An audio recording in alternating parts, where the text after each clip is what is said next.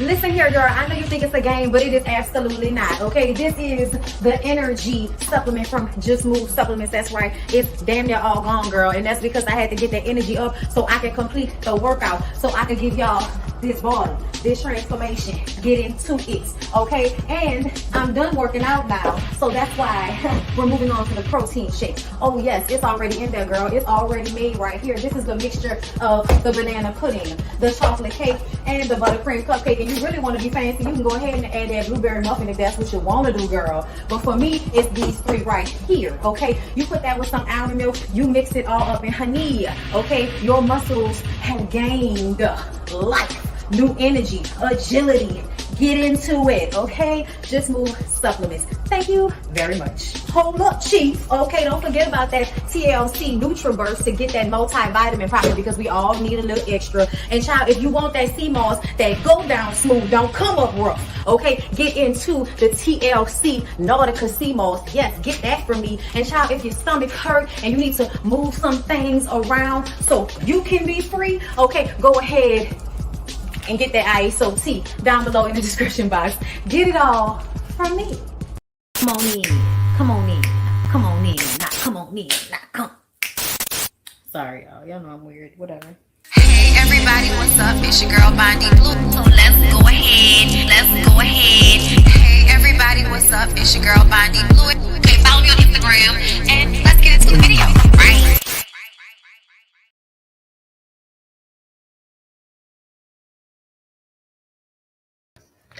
Kiss a pretty lady and do the cabbage patch.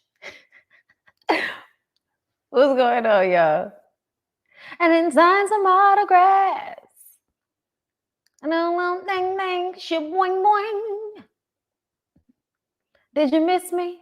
The Varnell man. I'm sorry, y'all. That's the first thing that came to my mind when I got it. Did you miss me?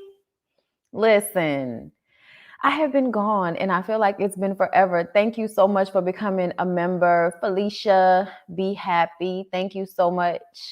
I appreciate that. I know I was supposed to be here, but I don't know if y'all could tell. Thank you, Baby Tinks, for becoming a member. How tired I am. Y'all, I miss y'all so much. Okay. Hey, I miss y'all so much. I am so very, very happy to be back. I am still slightly jet lagged. I set my recording for 2, took a nap, woke up at 2 and was like, yeah, I can't. And then was like, let me just set it for 4. And that way I can get another hour in and then I can wake up and make myself some coffee and, get this shit up. You know what I'm saying? Child. And then sign some autographs. Did you miss me? Who can save the children? Bounce them on their knees.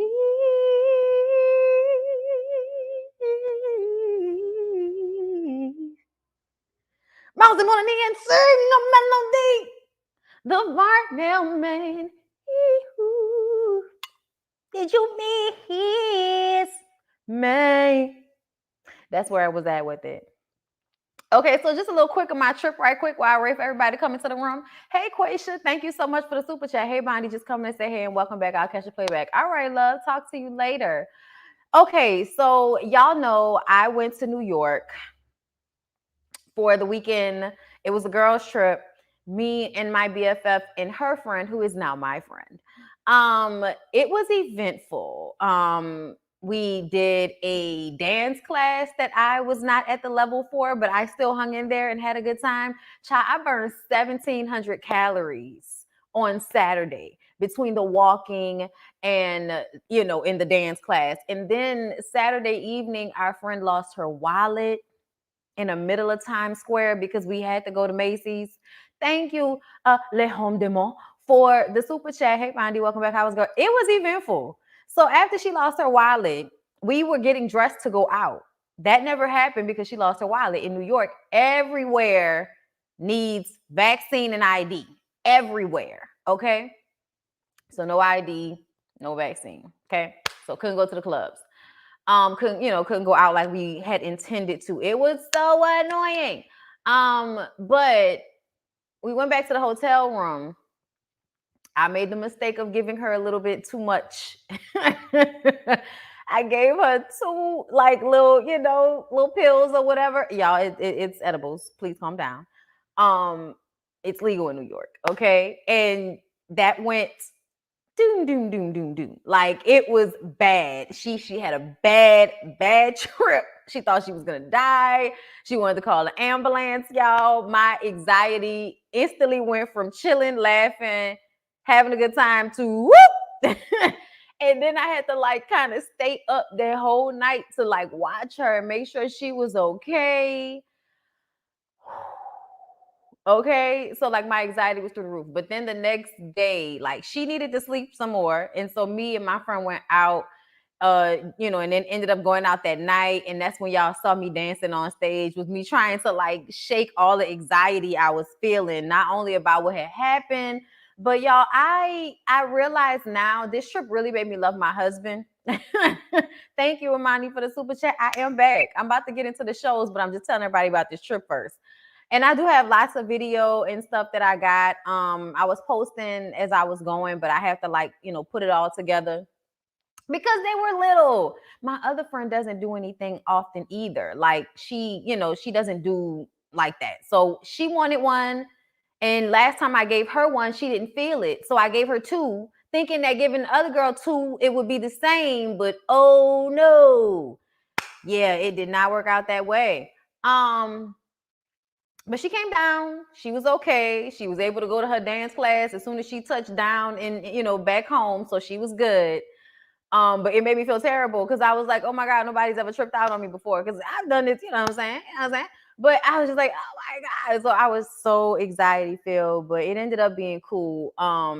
Either way. You know what I'm saying? But Lord.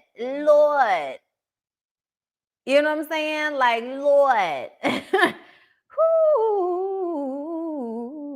Okay. And then the weather was back and forth. New York had so many people there, y'all. So many fucking people. To the point where in certain areas, like, and she wanted to be in the middle of everything. Okay. Mind you, I'm tagging along for the trip, mind you. Okay. So, she wanted to be in the middle of Times Square. Whereas, I probably would have got a place back in Harlem. I would have got a place in Harlem. Harlem was close, but not smack dab in the middle. And you're able to kind of travel around a little bit easier. But either way, child, we was in Harlem. We was all back and forth from New York to Harlem paying for Uber rides, baby. It was raining, then it was cold, then it was warm. First it was cold, then it got warm. I was walking around Times Square in a fucking sports bra because it was that hot. Like it had went from being that cool to that warm. And then it rained, and then it got cold overnight. And then when we got up, it was like 39 degrees. It's like 40 degrees. And I was, I had my shit ready for it. Y'all saw me, okay? All right. I was giving y'all Tamar in the snow. Okay, pre-nose job with my shit. Okay, it was giving. Peja and Amari. If you wanted to know where the coat was from, because you follow me and you saw me posting, the coat was from Peja and Amari. Remember, I told y'all about that coat. I needed that coat. Okay. Yes, it was so many people out there. And I'm gonna just say this: y'all can do what y'all want to do out here, but there is no way that I would have felt comfortable walking around like that without being poke. I'm sorry. Like, it was way too many people. Yeah. And then, like I said, restaurants, Starbucks required a vaccination card. You can't sit in here if you don't have a card. Yeah, it is very, very touristy. Absolutely. But it was beautiful. Like, that's what she wanted. And I appreciated the visual of it all. I got some really great pictures. Girl, I was living out there taking pictures of myself, girl. And then, okay, so we were standing in the middle of Times Square, and I'm like, taking pictures, and I'm about to put my mask back on. And this little Caucasian girl, just a cute little Caucasian girl, she's looking at me, and I was wondering if she knew me, And then she was like, oh my God, like, you are gorgeous. And I was just like, thank you. So cute. So that made me feel amazing. That was out of nowhere. The first night I got chased out of a club The guy was trying to talk to me. I was like, sir, sir, it might be a little loose because I lost weight, but it's on there and it ain't going nowhere. Like, kind of, okay. Man, that man, once I hop, skipped, and jumped across the street, that's where he stopped. He stopped when I hopped, because he was following us to the car. He was following us to the car. I was just like, sir, please. And then, I was these two. I'm sorry, y'all. I don't. There's nothing against. I have nothing against a lovely, light complected black man. I have nothing against it. But see, I equate super duper light skinned men to two things: full of yourself and crazy. That's what I equate them to. I'm sorry. But in New Orleans and Louisiana, the lighter complected men are known to be one of those two things or sometimes both. Okay. So when I see them chasing me out of a club, I'm like, whoa, light skinned man, please back away from me. And that's no disrespect to anybody. Please understand. I'm not that dark. Okay. But I'm just telling y'all, New Orleans girls, like a lot of the times, like these are the vibes we get from the men that look like you where I'm from. So whoa. Lyric was like, oh, so if he would have been dark skinned, then you would have been cool with it. I'm like, I probably would have been a little bit, I probably would have walked slower. I probably would have walked slower before I hop, skipped, and jumped across the street. Okay, listen, I'm sorry. It's how I feel about it. Okay, but listen, the I still had a good time. I'm so glad I went. It absolutely made me miss my husband because first of all, I realized when we go out of town, yes, I am very much in charge of the planning of what happens. The hotel room, like I pick those things, I make sure those things are taken care of. But once we get there, lyric is navigation. And on this trip, I kind of had to be navigation a lot. And that shit was tiring me the fuck out, especially because I get easily overwhelmed by like a lot of people, a lot of different things going on. Like I'm here, but y'all, I've been to New York enough that when I get to New York, y'all, I instantly start walking faster. I'm moving through the traffic. And my girls, they haven't been to New York like that. So they're still a little southern in their step. They walking slow. And I'm like, y'all gotta like, you gotta press the pavement, bitch. Work the thighs. We gotta move. You know what I'm saying? Like, cause people will be walking behind you all close. Like in New York, I feel like it is always best to walk fast. Y'all be trying to sightsee, but you gotta walk fast. You gotta look and walk fast at the same time. So imagine me doing that and navigating. It was just a little bit overwhelming at times, and it really made me miss my husband because my husband handles those types of things. Like I literally just have to follow him, and then if something happens, I tap in. Like, where are we? What's going on? Okay, this and that. If I need to come in and figure the shit out. But most of the time, he very much handles how we move around. And because of that, there's a level of like, I don't have to, a part of the trip. Child, when you have to be a part of it, ooh, it's hard. It was just, ooh, we appreciate you for adapting and walking fast. No, I know y'all do. Listen, the first time I spent a lot of time in New York City was when I was about 16 or 17. It was the summer before Katrina. I'll never forget it because I was leaving right after my uncle's funeral. Okay. My uncle was very famous in New Orleans. So like the reason why remembering funeral, not just because he was my uncle, but because the fucking funeral took up all of downtown at the time because it was a huge second line and I had to get to the airport. It was a whole situation. But I went to New York and I went to the New York Film Academy for the summer and I stayed with my sister. My sister at the time was working at CNN in New York, has this amazing apartment. I think it was on 7th Avenue between 41st and 42nd. It was like y'all, you could see everything from this apartment. It was one of the best trips. And then she gave me a car. She gave me like the card to go out there and just travel. Here's a map, figure it out. And I did. And I was out there for the summer. Then I went to upstate New York when I stayed with Soledad O'Brien for a little while and helped babysit her kids. It was just an experience. And then came back to New York for the remainder. I had me like a little spug, a little Latina home, listen, I had me a little Latina spuggy. I was fucking out there, the first time anybody, used the strap on me, Jesus Christ. Okay, listen, the life you live. This is back when a pier used to be popping in New York. Like, I know y'all from who out there remember, it's New York feels the same, like in the energy of it all, but man, like that was like the end of an era in a way, and I had no idea. So when I, you know what I'm saying, when I was on the pier and shit, and like, all of the kids are out there and niggas is voguing in the grass and shit. And I'm just like walking with this girl that I met at a Lids. You know what I'm saying? Like I went and I passed the Lids a few times, went in there because it was right next to the Starbucks that I would like to go to. And, she was in there looking at me and I was looking at her. And then next thing you know, I'm traveling around New York with her, going to restaurants with her and all of this shit. Child, I was living. Um, so like my experience back then kind of I always go back into that when I get to New York, as far as like how you need to be traveling and moving around, remembering the streets and all of that type of stuff. But it can get overwhelming, with so many people there, having to be, in control in that way. Listen. You listen, the pier man, listen, y'all know. Listen, it was such a good time. But there are 400 of y'all in the room. All right. That was my trip. I know y'all probably did not care about that. A lot of y'all came to hear me talk about the shows, but the people that fuck with me needed to hear about my trip.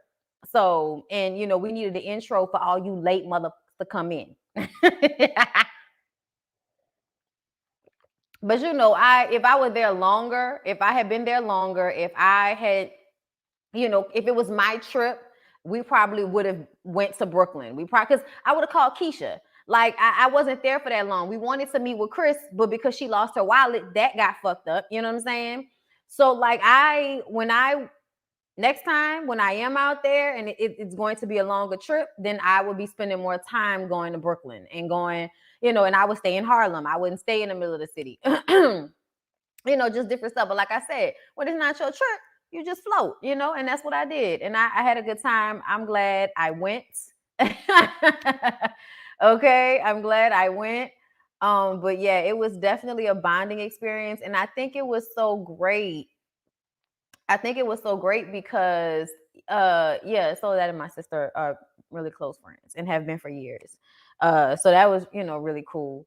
She really dope person. She stayed in the same neighborhood as Sally Jesse Raphael, which is insane because Sally Jesse Raphael's house looks like something from Russia in the middle of their neighborhood. Like it's huge land in between the houses, but still it looked like a house out of Russia in the middle of the farmland that upstate New York kind of looks like. Thank you, Jersey girl. Like Trixie Johnson said, walk fast and keep your head on the swivel. NYC changed a lot since the 90s and the 2000s. Absolutely. Somebody was selling weed on the corner, pre-rolls and everything, and I almost bought it. But once again, I'm not with Lyric. So me not being with Lyric means I need to be a little bit more, you know what I'm saying? Like I need to be a little bit more astute. Okay. And I had my shit because what I'm saying? Like you don't ever be out here looking for shit. Okay. You always got to have your shit unless you somewhere where they got mad dispensaries. Like when we was in Santa Monica, we went out there and it was like delivery. Okay. That's why I'm trying to go back to. Niggas trying to go back to California. Okay. Where the weather is finicky as well, but it's a little warmer. You know what I'm saying? And the weed is plentiful. You know what I'm saying? And the rooms are bigger. You know what I'm saying? So, but the island is on my mind for sure. Me and Lyric have an anniversary coming up in 3 months, and baby, yeah, no, I would not. Even though y'all, I would never buy pre-rolls from anybody off the street. But you can, he also, it was the packaging. Son had his shit laid out real nice. And it was urban there. Like it was green. You know what I'm saying? It wasn't just like the pre-rolls because I don't trust people. I don't know what you rolling with your shit. You know what I'm saying? I'm not from here. I don't trust y'all. You know what I mean? But I ain't gonna lie. I was tempted. I think we were between 129th and 130th on either we were on Broadway or Americas. I can't remember which street we were on. But either way, we were right between because we were trying to go back to Trace Steps for the wallet, and that's when we saw her. Full on rain in LA today. Wow, it never rains in Southern California. See you when I get there. I'ma just say, y'all, I really feel like as an adult, I'm not traveling to any more places where it's not legal. Like I'm tired of y'all. I'm tired of y'all. I'm tired of y'all. I'm tired of y'all. When you go somewhere and shit is easy and you just have a really nice trip and you ain't gotta worry about all that bullshit, like at the end of the day, like you start to find less and less, sparkle in going places where you gotta go through all of this bullshit. You know what I'm saying? But I saw y'all in New York. Y'all was out there on the corner. And I mean, shit, back when I went there in like 2015, niggas was out there rolling up on the street like it wasn't, like everybody rolls up on the street. Oh, I already know. I don't listen. Listen. I'm just saying it looked nice.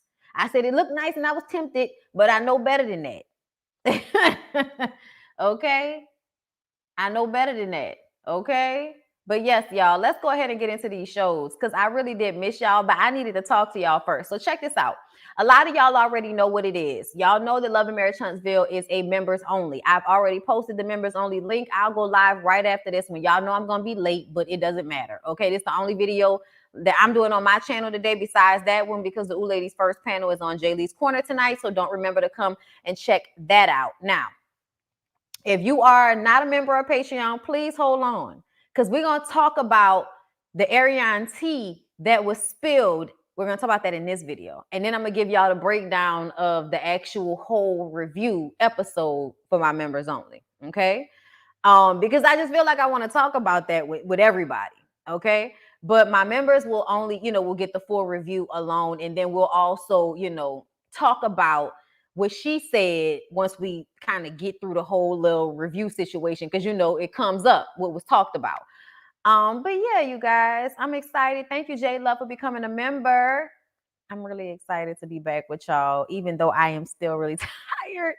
But I had an amazing trip. I was feeling myself, and that's what's up. That dry weather always does really great for my skin. Y'all, anytime I leave, if I'm breaking out in New Orleans and I go somewhere where the weather is a little drier, instantly like goes away. I don't know. Maybe I need to move.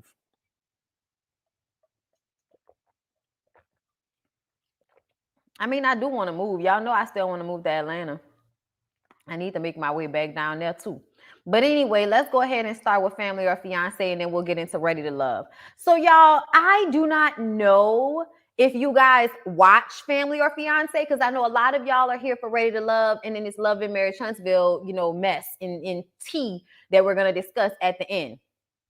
But this situation, I was just kind of like, y'all are blowing me. Okay, y'all are blowing me. Like, why is this happening? Okay, so the couple here is Kanisha and LeBaron. Okay, child, I'm so tired of these Love and Marriage Huntsville names. Kanisha and LeBaron. Okay, y'all know LeBaron is that's a Love and Marriage Huntsville name. LeBaric, Sadaric. You know what I'm saying? Okay, so they met in the gym. He's a trainer. And I put that in my notes because a lot of times when women come on shows with men like this and you tell me he's a trainer and y'all met in a gym, then a lot of the times the issue is infidelities. Okay, thank you so much, Tashina Agasha, for becoming a member. I appreciate you. But that is not what this is about. This is about the fact that Kanisha's family feels like they're on the outside looking in. They did not know that she was in a relationship with LeBaron. So now that they're engaged, her family, her sister, mom, and dad feel completely caught off guard. Okay. Thank you so much, Christopher Henderson, for becoming a member. I appreciate you. Okay. But the issue here is that they live in DC and her family lives in the South. I think they said South Carolina, something along those lines. Okay. But they live in different states. So they really don't get the tea like that. But the sister, okay, the sister here is like, but there's a phone. There's a phone. I'm going to tell y'all the truth. I hate when we have episodes like this where there's stuff going on and then we just kind of skate through and nobody actually taps into what's really going on here. And I feel like this sister is jealous of this sister.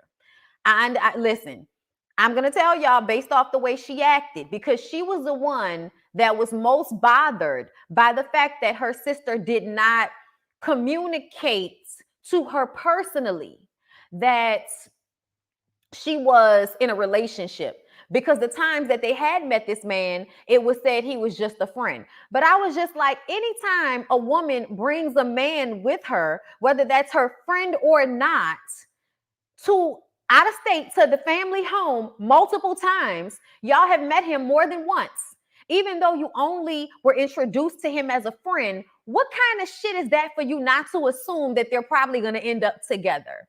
And then if you find out they were together, why is it all of this upset that you weren't specifically told?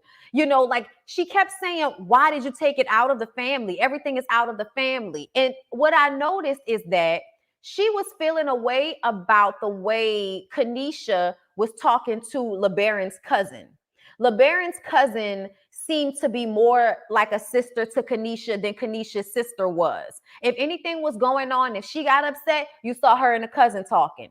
Also, there's another sister, a younger sister of Kanisha's that actually lives with them. So I feel like a lot of how her family feels was coming from that sister. And the fact that she didn't show up, she did not come, that bothered me, because I feel like you are a lot of the issue, little girl, Elizabeth, whoever you may be, because whatever you told your mom is why your mom feels like LeBaron may be verbally abusive. The only thing they said was that he was direct, is that he is blunt when he speaks to people. And as a blunt person, you are not always being fucked up. People just don't like hearing things bluntly. They want you to put sugar on shit. And some of us don't have the bandwidth to find the way, you know, to say something that will specifically be sweet enough for just your taste. No, everybody's not going to go through that with you. This is what it is. This is how I feel. Now, if you are screaming at someone, if you are getting in someone's face, that's a different situation.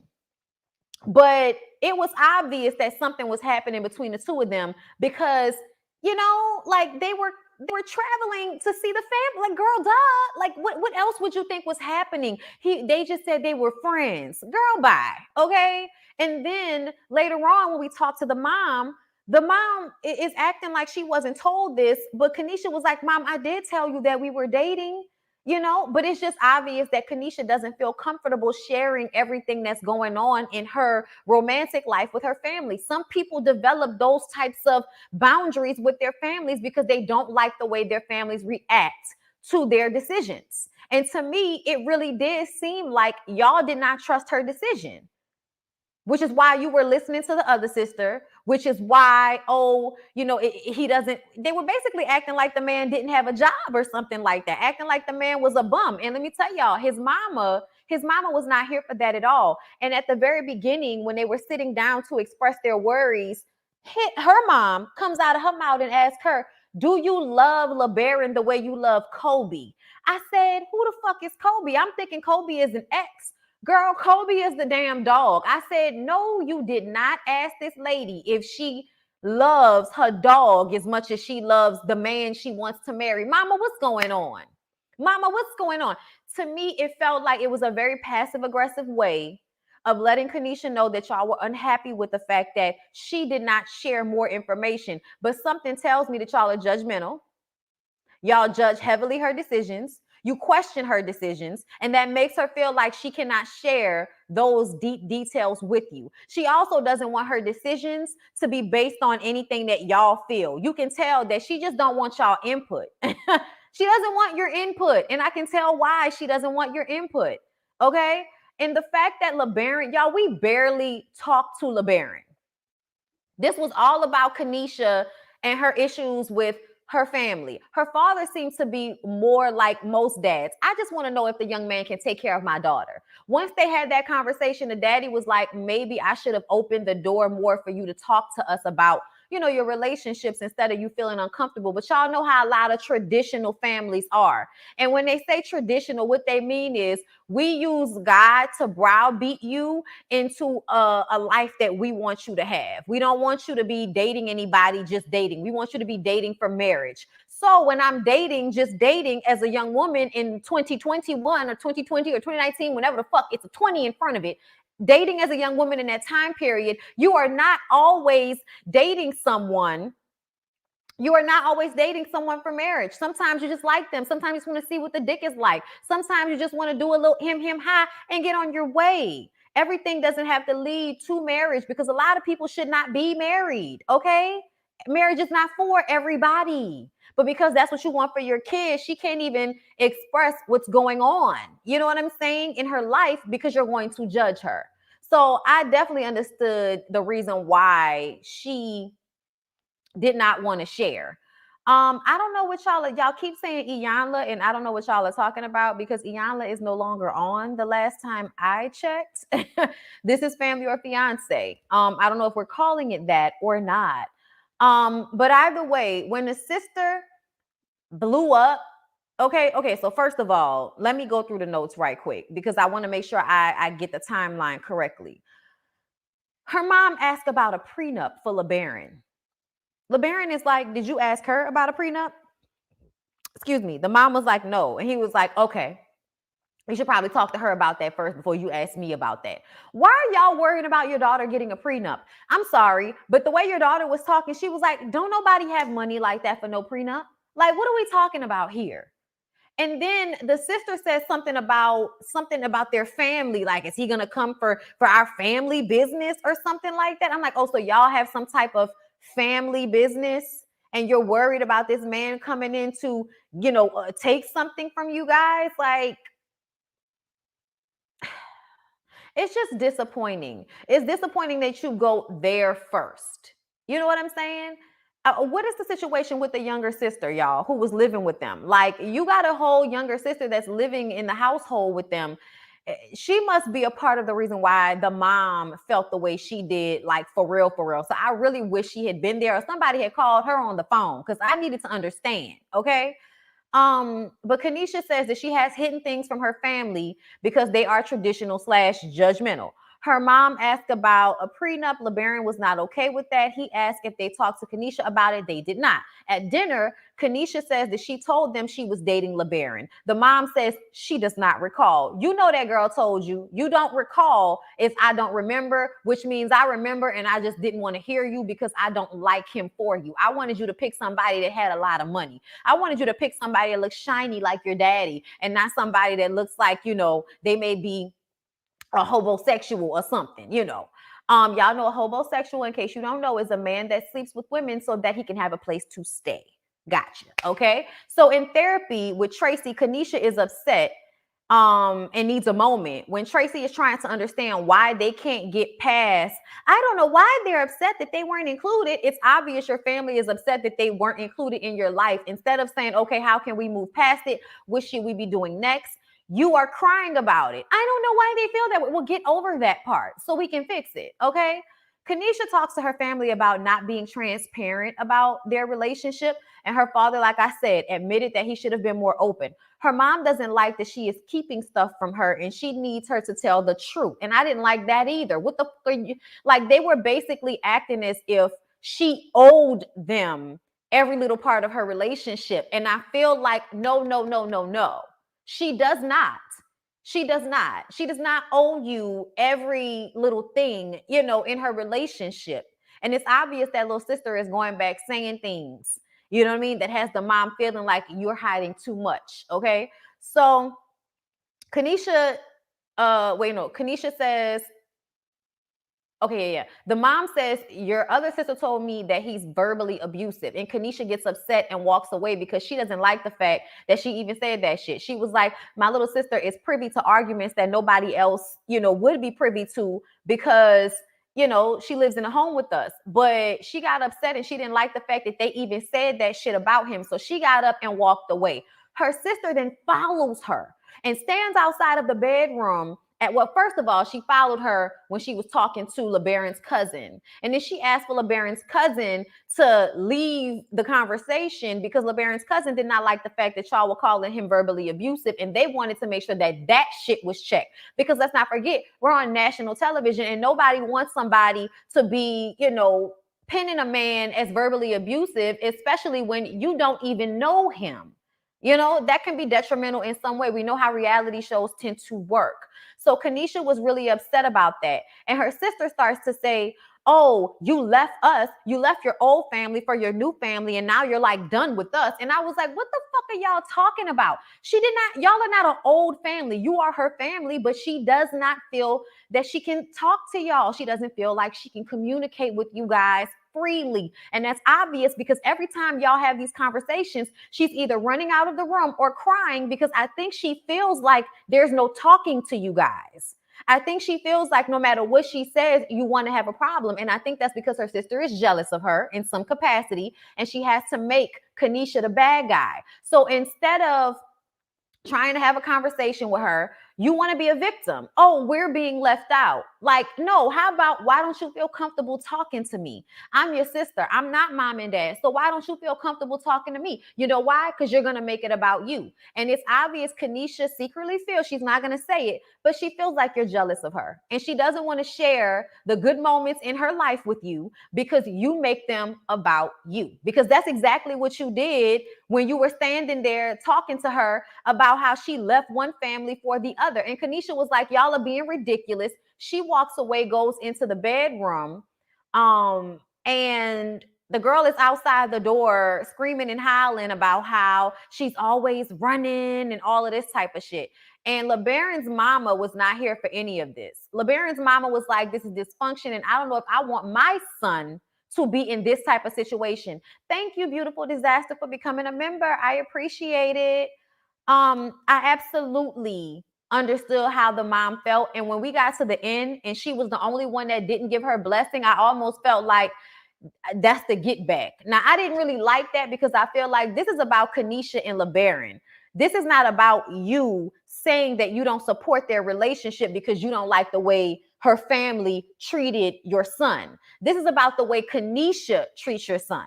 Okay. And if Kanisha treat your son well, that should really be all that matters. So that kind of, turns me off a little bit, but mom will be okay because she loves her son. And I do feel like she likes Kanisha. So I don't feel like it'll be an issue. Now, they had to have a moment where LeBaron sat down with her mom. And her mom said that, she was sorry. She had to apologize to Kanisha first. I'm sorry, I skipped that. But the mom apologized to Kanisha, said she loves her. Kanisha apologized to her mom if she was withholding. And then she has this conversation with LeBaron. And she says that she just wants to get a chance to know him and that she is sorry for how she's treated him and she wants to love him. She loves him now. And I was like, so you went from completely mistrusting him and thinking he might be trying to steal something from y'all to now you love him. Yeah, they're a little crazy. That's what that is. And that's no disrespect. I do feel like there are a lot of mental illnesses and it's dismissive to call people crazy. I understand that. But as a person that has anxiety myself and often has to stay in control of my mind, I really feel like it's okay. I don't mean it in a fucked up way, but when I say crazy, I just mean I don't know what specifically is wrong, but I know mentally something is not going on. Something is not adding up correctly. And I think as people get older, that gets worse. So I think there is some dysfunction happening, just like his mom said, definitely dysfunction, but also something going on where it's, there's a level of there's no talking that's really going to like resolve it, because you might have a good moment, but then in a couple of months, the mom can be acting like she don't remember that conversation either. You know what I'm saying? You know what I'm saying? But yeah, y'all. I'm just reading some of the comments, y'all. Hold up. And I do believe that Kanisha loves LeBaron. Absolutely. Absolutely. Did you discuss how the father always hushed or seemed like he couldn't talk without interruption? I didn't really notice it because I felt like there were moments where he actually got to express himself. But I also felt like there was a moment where the mom said something when they all initially sat down with Kanisha, and he rolled his eyes at the mom like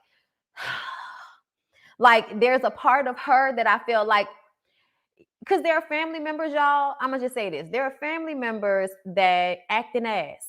They're an asshole. Okay, they're an asshole. They're gonna find a way. They'll apologize to you. You will forgive them, and then there will be another moment where that asshole shit happens all over again, which is probably why Kanisha separated herself from her family. It's not that she doesn't love them, But there is something where this is a cycle and I'm tired of the cycle. So instead of constantly doing this, I'm sorry, you act crazy, you apologize, we cool, you act crazy, you apologize. Instead of doing that, I'm just going to put up my boundaries and deal with you as I have to versus dealing with you all the time.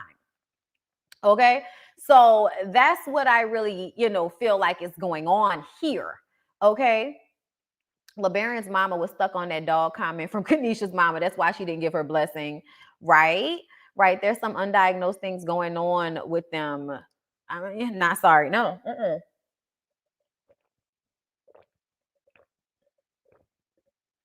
And them people crazy. The sister is really jealous and the little sister talk too much. And I really need to know why the little sister is living with her.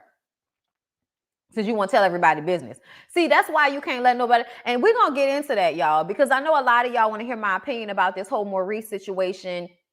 And Kimmy feeling like, hey, if you're cheating and all of that, you should have got up and child, we're gonna talk about it, because the realness of the situation is nobody should be in your business like that. As a couple, nobody should be able to be privy to your fucking arguments. That's why couples don't need outside people in their households like that. I know a lot of y'all believe in generational homes, or you have, 50, 11 family members in your house at any given time to be privy to all your fucking business. But the reason why you don't do that a lot of the time is because people don't know how to mind their business. They don't know how to intervene when necessary, which means when somebody is, being harmed or something. When somebody being harmed, everybody want to mind their fucking business. But when people are having arguments, y'all want to be ear hustling to everything that's going on so you can get on the phone and tell somebody else than people business. And that's not how that's supposed to go. Because too many people have opinions and feelings about a relationship that really has nothing to do with them like that. To be clear and to be what I have understand as a married woman, a person that has been in one relationship for a decade, the reason why our relationship is not fucked up is because we don't let other people into our shit. Nobody knows every time me and Lyric get into an argument. Over the years, y'all might have heard us have disagreements here and there, but y'all don't know our business like that, and you never fucking will, okay? Okay, because I don't want my family. I don't want people who I do not invite into my shit. And what I mean by that is, yeah, they've seen us around each other, they've seen us argue from time to time, but nobody should be on the phone with you after every fucking argument. Okay, like I'm just telling y'all, that's not how anything should be going. My family has generational vacation home. That's the only time I need my whole family in my business. And I'll take that. I love when we come together for holidays. I actually miss it. I miss my family, y'all. I come from a very big family. We used to spend a lot of time together when I was growing up, and we don't anymore. And it's one of the saddest things, because when I am around them, I get some type of emotional rush. Not in I want to cry away, but I get full. I get happy. I feel in some way more completed, or like a charge. I feel like being around my family all together sometimes is some type of emotional or soul like charge to me, because we grew up so linked. So us being apart is sometimes, I don't know, it feels like over time it becomes some type of suck. It takes away from us in some way, because when we all come together, I feel rejuvenated in some way. I don't even know how to really explain that, but that's how I feel about my family. So I understand families wanting to be close and being around each other. But when it comes to like single, I really do believe that we can have single households and all in the same neighborhood, bitch. But I do not want to live in the same household with other grown people that are, not my kids or something. And even then, once you're too grown, you need to get the fuck out of my house. No. Okay, but your relationship is your business to disseminate how you choose. Exactly. I'm just telling y'all, because see, the people that I know that let everybody in their fucking business, they always have drama. They always have issues. Amen. My aunt told me she was married for over 6 years until death. Believe me, she didn't play about her husband in that marriage. Same with my uncle. They were in tune, equally yoked. Come on. Okay. My younger sis did that before to me. She ran and told our mother about a small disagreement my husband had, and my mother tore into about that. Because that's not, okay?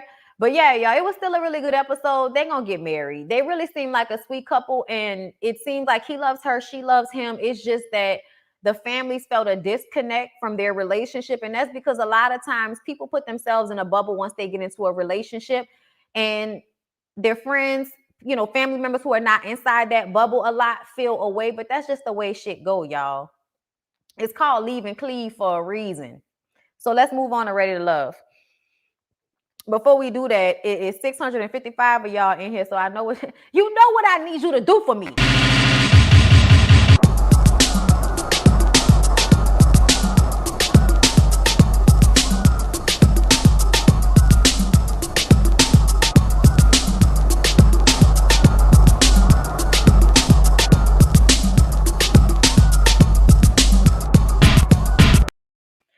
I had to put that comment on the screen because if that wasn't the truth, let me tell you something. People love putting all their fucking business on Facebook, and then as soon as somebody got an opinion, stay out my business, bitch. Keep your business off my timeline. The fuck? Keep your business off my timeline. Okay? But let's go ahead. Let me pull up these Ready to Love notes, y'all. Okay, this episode was really good. I feel like everything happened when I decided to take a little break. Okay, I feel like over the weekend, like people, it was just like exploding with everyone responding to Ready to Love, to Love and Marriage Huntsville. Now people are talking about the Portia of it all. So it's just like, girl, I just feel so left out the loop. I don't like it. Okay, I don't like it, but we about to get into it because I have some opinions. Okay, I have some opinions. All right, so starting off, y'all see I have now marked off everybody that is no longer here. I still have not added Sydney, and OWN did not add Sydney, so I won't either. If you want to know what she looked like, go look the bitch up. Okay, she cute. But you very much can tell that I'm that bitch and I know it. And I'm not mad at that, honey. I'm not. But there is a level of it where it needs to be. But I also, can recognize that everybody else around this room can feel that exact same way about themselves. And that there are some women who I feel like it almost seems as if they use that as a way to bolster themselves and make other women feel lesser. Like, I know I'm the shit, like there's an energy of I'm doing this as a competitive thing, not because I really deep down am feeling myself like that, but because I know feeling myself and having this type of personality ups my ante when it comes to men. I think Portia does the same thing. Portia is like this, oh my God, bubbly, like, you know what I'm saying? Girl, Bondi got the juice. I love y'all. I love you, Rena. Thank you. Okay. Got a counseling session with Arch the Rest and your playback. Okay. Listen, I love y'all. All right. So Camille, Zadia, and Cornelius ride up to this retreat together. And this is when we meet what we now know as the Brown Girl Squad. Now listen. I love me a Brown Girl Squad, okay? You know why? Because I need something to offset green-eyed bandit type bitches. I need something to offset that. So when I heard this, I'm like, oh, all right, y'all are all brown and y'all all are beautiful. Okay, I'm here for it. Click. I love when women like come together and form friendships and shit like that. But what I don't like is when women come together and form friendships so that they can then be lame and catty together. So the Brown Girl Squad consists of Zadia, Camille, and Mumine. And the funny part about it is, even though I feel like Mumine is definitely a part of this clique and is, influenced by this clique in some way, I did not see her doing the same catty shit during that dinner scene that I saw Zadia and Camille playing a part in. And I feel like it's because Mumine knows that she needs to come off like she's unbothered in order to keep the aesthetic that she has. Her aesthetic is very much soft and beautiful, but there is a underlying strong, I will not be moved type of vibe to her. And I think when she went on that date and she met the ex, that played well for her. And then at this dinner table, that same mindset and attitude played well for her. Why she could not find that and keep that in conversation with Walter, I don't know. Y'all understand what I'm saying, right? Okay? Like, she kept her cool at all of those times and did not allow for some immature bitch shit to come out. But when she sat down and talked to Walter, I feel like all of that went out of the window. And that is when I started to associate the way she saw that situation with Walter and Sabrina with the way Zadia saw the situation with Dante, the way Camille puts a chokehold on Cornelius, and even a chokehold on the rest of the group to not send him home. Like, it's a very controlling, weird energy that they were having. You know what I'm saying? As a group. But let's go ahead and get into the specifics of it. So Camille is ready for the drama. And you know she ready for the drama. Camille, and this is when I really noticed it, because we got to see her like in succession, not just in a date, but like in the car, when we get there, in between the dinner, you know, all of that shit. She does a lot of the over dramatics. Like a lot of the over dramatics. You know what I'm saying? She's just doing a lot. All right. Like, you know, and I'm just like, why are you doing all of that all the time? What's wrong?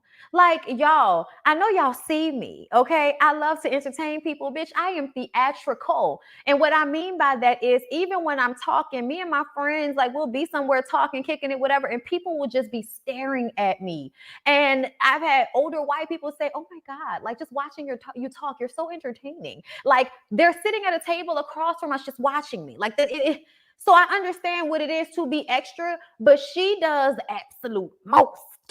Okay, it's like, oh my God, is it a cartoon? Is it a caricature, bitch? Are we at Chuck E. Cheese?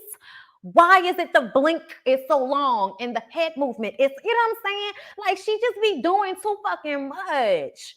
And it very much gives acting. It very much gives, I know I have to play this role in order to be seen. And that right there bothers me, because it comes off as disingenuous. And it also tells us you ain't all right up here if you okay with playing this crazy bitch role on national television. Like, people are not going to apply that to who you are in real life. Because a lot of people do this. They get on reality shows and play up the crazy parts of their personalities because they know it's going to make them pop on a show, not keeping in mind that people will then also react negatively to you in your real life when they associate that caricature of you to who you are in real life. So Camille, this all, no matter what you're talking about, is fucking bad to me. And even though I do not like to, and I really, y'all, I'm saying this again because I really want us to get out of the mindset of feeling like this is something to be so ashamed of. Because Niecy has said it over and over again, and she feels like Cornelius is another one of these men that doesn't really like women. Okay. And the reason why he wants to be with Camille is because she's doing all the work for him. So he doesn't have to do anything. And that's what he likes about her. And a lot of y'all feel like that's not true. That's not what he gives. When he was in that car, when he was sitting on the other side of that table, mute as Camille went through the motions and was doing all of the shit she was doing, it absolutely felt like docile man. And that doesn't speak to his sexuality at all, but it absolutely speaks to the fact that you are not really into her. So if you're not a man that, you know, isn't really into women like that, and you're searching for a woman to tie yourself to who will do all of the hard work and be obsessed with you so that you can then have someone to perpetrate a certain type of lifestyle. Like, if that's not what you're doing, then Cornelius, I need for you to explain to me why you have allowed for Camille to hog tie you on this show, because you do not seem to be that into her. He's just not into you. He's just not that into you, honey. I don't know if you know. She got so upset in the car on the ride up there because he said he could see them moving forward. Yeah, but you can tell that he's apprehensive about saying the words specifically that he can see himself buying a home with Camille, because he doesn't feel that way. Because nothing about their relationship that we have seen shows us romance. It doesn't show us they want to fuck. It doesn't show us they're into each other. I have seen more sexual chemistry between Phil and Sydney, who have only been dating for like the past 2 episodes. I saw more sexual energy between the two of them than I ever saw between Camille and Cornelius, and they have been locked down to each other this whole process.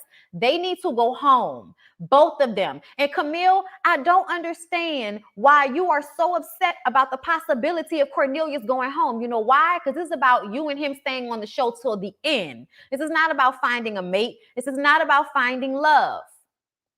It's not. It's not.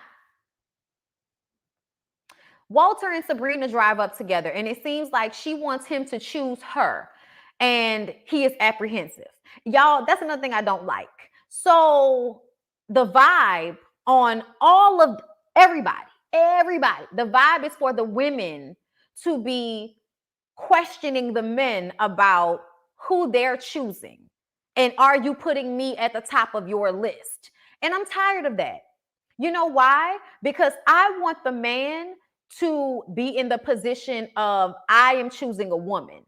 I want, you know what I'm saying? Not because, oh, as a woman, I want to be chose. No, but because I don't want the women to constantly be questioning their position in this man's life, because to me, it's a sign of insecurity. Sit back and let the nigga come to you.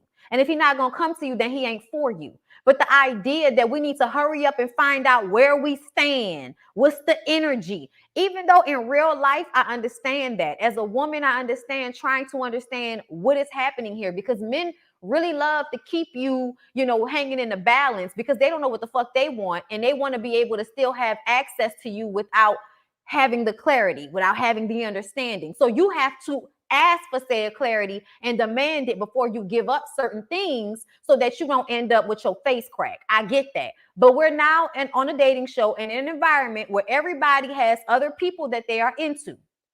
So with that being the case, knowing how men can be, which men are very fickle. So if a man doesn't feel strongly about you, he probably isn't really into you. So that's why, as a woman, don't ask any questions about where you are in the list. Just let the nigga show you. Give the energy and let the nigga show you. And then when you see him over there talking to another girl, go busy yourself with another nigga. It's very simple. It's very, very simple. I know it's hard to do from the inside, especially if you're really feeling somebody, but everybody's grown and should have, at this point, learned how to master the gift of, I'm mad on the inside, I'm bothered on the inside, I'm annoyed on the inside, but I'm smiling and keeping it cool on the outside. I'm just going to shake my leg and drink this little drink and focus on something else, because this is what the process is. You know what I'm saying? So even though I feel like, they got on Aisha's ass, I feel like Aisha's process probably was the best process of everybody, because she dated, she talked to several different people. We don't know what the fuck happened with her and Frank. We know at one point, I think she was in the field. Phil and her still seem to have that connection. But now Dante has come out of nowhere and they're feeling each other. And that might be, a good connection. But I feel like the fact that I never saw her press any of the men about her position with them. She would just move accordingly. And when one of the guys she was talking to would go and talk to someone else, then she would go and talk to somebody else too. I just like the way she handled herself throughout the process, because I never felt like Aisha was being thirsty. Or I know you need for her to watch out for Dante. I do too, but I also like the fact that I am seeing like real connection with Aisha. When Aisha is talking to somebody, it's like a real connection, versus how I feel like a lot of the other women are just wanting to stay on the show. So yeah, I'm a fool la la with Naeem, even though he ain't giving me the energy that I would really want. I'm a fool la la with Cornelius. I'm a fool la la with, Walter. I'm a fool la la with Frank, because I want to be on the show. So I'm going to talk to them. I'm going to act like I'm into them and, act like this might really happen, because I want to stay on the show. And that's what I don't like, because then it starts to feel like, well, is anybody really into each other? And that's what I liked about Aisha, because I feel like Aisha, if it was no longer a thing for her, moved on. It's no problem. We just moved on to the next. Okay. And then once we finally got to her and Dante, I saw some real, like, the energy that they were giving each other throughout the whole episode was, child, if they ain't fuck, they gon' fuck. Okay. Aisha seems like she's trying to get chased with that fresh BBL. Ooh, you saw it, huh? So, like I was talking to y'all about, because I just started going off on a tangent like I often do, Walter and Sabrina drive up together. He seems apprehensive. She shares that she used to be a stripper. I love when people say, I used to be a dancer. Bitch, say you was a stripper. Stop it. Stop it. She said she stripped, she danced for 10 years. And Walter was like, oh, that's a red flag. I said, is it? Is it a red flag? But you know what? That shows to me that Sabrina is more gutter than she likes to let on. Sabrina wants y'all to think that she not just a hood girl that, you know, is half Korean or something like that. Girl, you a hood girl that's half Korean. Okay, that's all this is. She wants you to believe that she's sophisticated. And there's a level of sophistication to Sabrina. Please don't miss me with that. But at the same time, you're pretending to be more sophisticated than you actually are. Secretly, you is a ex-stripper crazy bitch. And you're acting like I'm above it and I'm so cool and calm and all of this. It makes me feel like nobody knows who the real Sabrina is. And maybe not even your 5 friends we met. You know what I mean? Because I feel like, girl, how you just throw that shit out there and girl, what? Because that was a missing piece to the puzzle and nobody had any idea. Is it just me? Is it just me? I was just like, girl, what? That's definitely making me feel like you're more gutter than I thought. And that makes me feel like that's the reason why Walter's ex-girlfriend clocked her. And that's why Walter is interested in her, because Walter likes gutter. Mumine is not gutter. Just saying, y'all. Mumine is not the gutter girl. She might get mad and be stubborn and all of that. But see, Sabrina is the gutter girl. Sabrina is not going to do what Mumine did. She gonna do some extra shit later on, you know, in private. Nobody's gonna see it. You know, gonna hide her shit. She gonna hide her crazy. Mumine is gonna just sit there and have this conversation and kind of be a little immature about the way she handles the argument, you know? Whereas Sabrina is gonna do some passive aggressive shit. She was ear hustling the whole time to that poolside conversation. We're gonna get to it though. So everyone gets to the house. These connections are about to get solidified. That's the hope and the dream. Mumine and Walter have written a song together. So when they get to the house, there's a piano room. Go to the fucking music room. Sorry, y'all. And they sing a little bit of the song, and the song is Stay Right. So it's like stay right for the whole trip. And it's like, he not gonna stay right.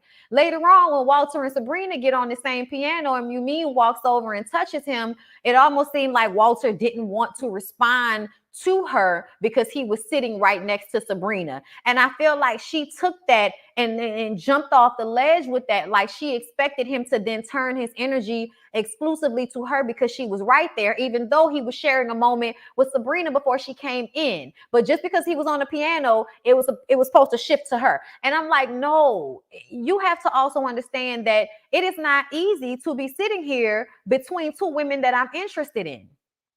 I'm talking to one, you come in, I'm not acting ugly with you, but I'm also not going to put my hand on the small of your back while I'm sitting here talking to her, because that just is weird. So I feel like Walter probably in that moment didn't even really know how to handle it. You know what I'm saying? But was still, you know, trying not to be weird about it. But it's a weird situation to be in.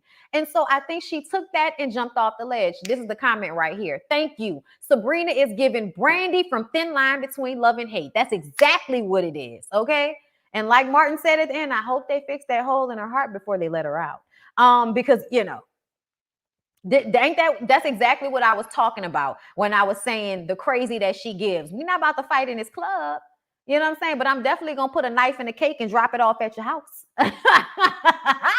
You know what I'm saying? That's exactly what Sabrina is giving. Thank you so much. Sabrina's name is now Brandy from A Thin Line Between Love and Hate. Okay. So Dante says that Zadia is his main connection going into this trip. But now, since the trip, it's obvious the main connection is our girl, Aisha. Okay?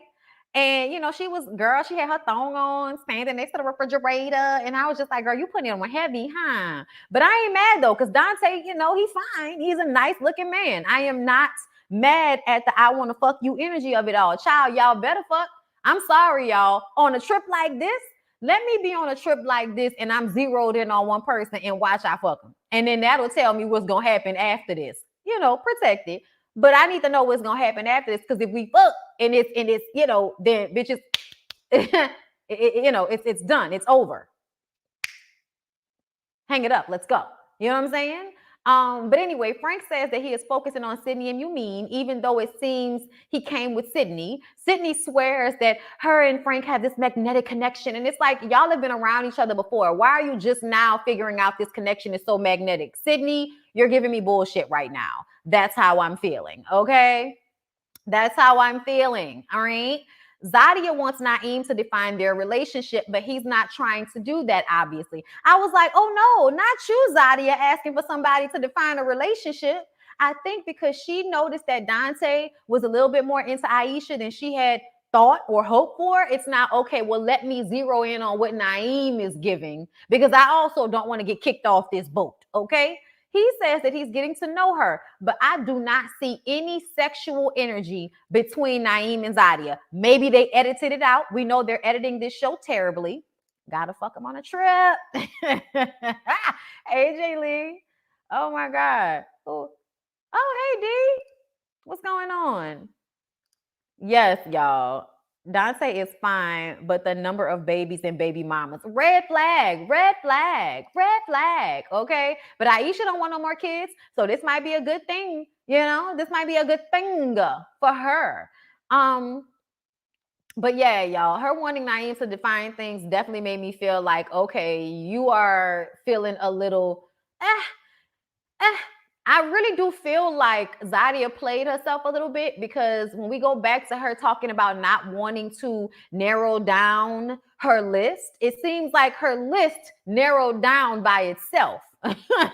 So it kind of makes me feel like maybe Aisha wasn't wrong when she was saying, you know, we need to get a little bit more specific, because now I feel like it's because those connections weren't really that deep. That's why you weren't trying to get your numbers down, because you weren't really feeling either one of them that strongly, but you just want to stay on the show, you know? But either way, they all are around the pool. Shiloh wants to know what's going on with Phil, and he's playing it cool, very much step by step, day by day. That's what it's giving, okay? Walter talks to Mumeen about not letting their other connections affect their connection. But Mumeen feels like Walter changes his energy and he's being manipulated by Sabrina. He says that he is just trying to be sure. Y'all, the same thing he's been doing. He's going back and forth between the two of y'all. That's what he's been doing. That's what this trip is about. And instead of you playing it cool and allowing him to come to you the way you have this whole time, you're telling this man that he's being manipulated and he doesn't trust you and somebody got him good. And then you just get up and walk away when he was actually into you, turned into you, trying to have a moment with you. You were talking about how he was all into Sabrina, and when Sabrina's around, he changes up. Sabrina was right there in the damn pool, ear hustling the whole conversation, while you sat there and acted like a brat about this man trying to have a conversation with you. It was like you completely stopped listening to him, and then got the nerve to tell him that you know, you don't trust me. You don't trust me. You mean. This is what the process has been this entire time. Why are you now this upset? And here's the thing. When she said, I can just feel his energy being different emotionally, I understood where she was coming from. Because as a woman, that's why I don't need nobody telling me about my man, y'all. And we're going to get into it on Love and Marriage Huntsville. Make sure you remember. But that's why I don't need anybody. And I have said this before. Y'all who follow me for a long time know. I am in tune with my nigga. Like, at the end of the day, I feel like if my nigga start cheating on me, I'm going to know. I don't need anybody to tell me. And if I don't know just yet, I'm going to find out. But based off the way I have been in previous relationships, I can very much feel when somebody is disconnected from me in some way. I know the difference because I have been in relationships with people who are all into me. So once you get into a relationship with somebody that is not all into you, you can feel the difference. So I don't need for somebody to come and tell me when something is going on in my shit. Let me find out on my own, because I'm going to question your motives. I'm going to feel embarrassed. It might be a whole bunch of different things, but let a bitch find out on their own. Trust your own instincts, okay? And that's what I feel about this situation with Mumeen. Like, she probably instinctually does feel that he's stepping away from her. But the fact that she's reacting in this way means that you're just pushing him away even more versus sitting back, chilling, and just kind of letting him come to you, or peeping what the situation is without getting upset. But her getting so upset made me feel like Yumeen and Walter had fucked.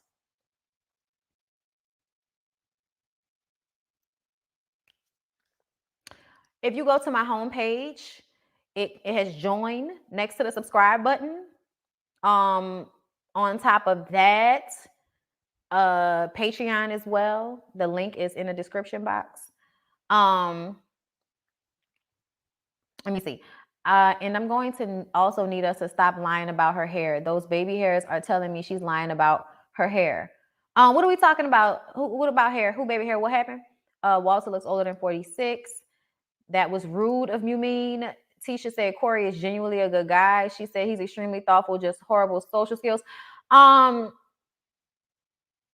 Corey, listen, I told y'all that I thought Corey was cool.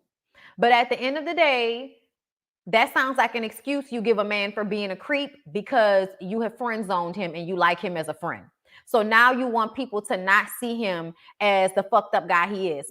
I'm sorry, Corey. You are a cool dude. Please don't get me wrong.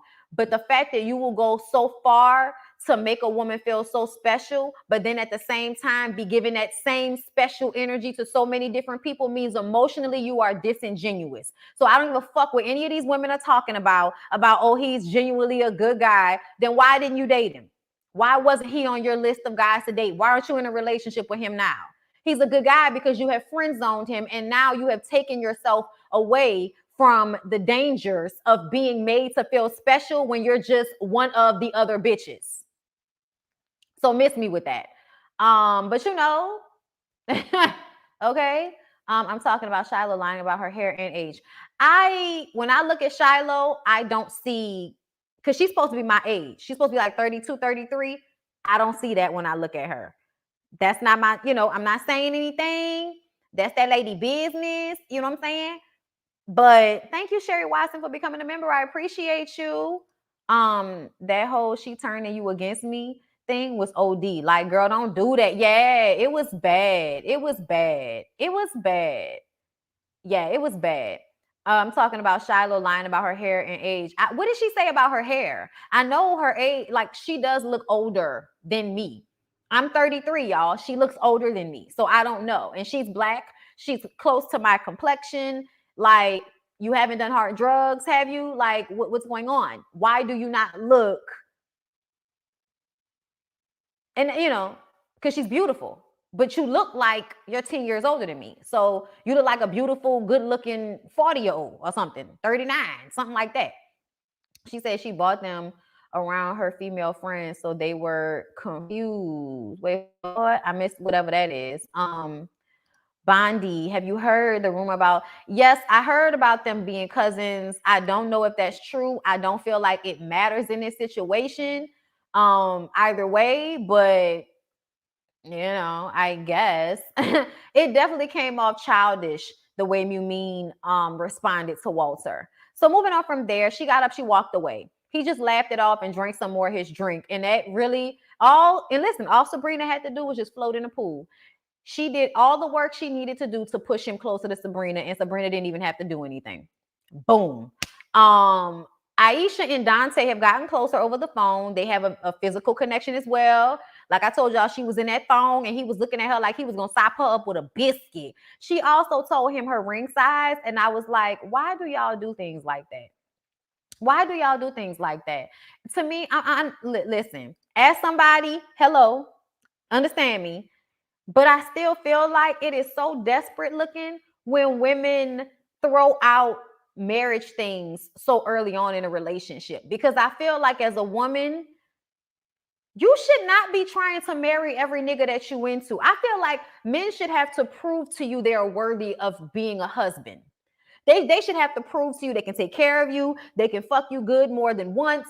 They should have to prove that they are, the type of man that you would want to be married to. You have got to prove to me that you can be a husband. As somebody at this age now, knowing what I know now, I feel like women should not be out there throwing out your ring size, throwing out where you would want to get married unless the nigga asks you. Unless he asks you those questions, do not throw that out there, because it seems like the only reason you are dating is so you can marry somebody, and that comes off as desperate.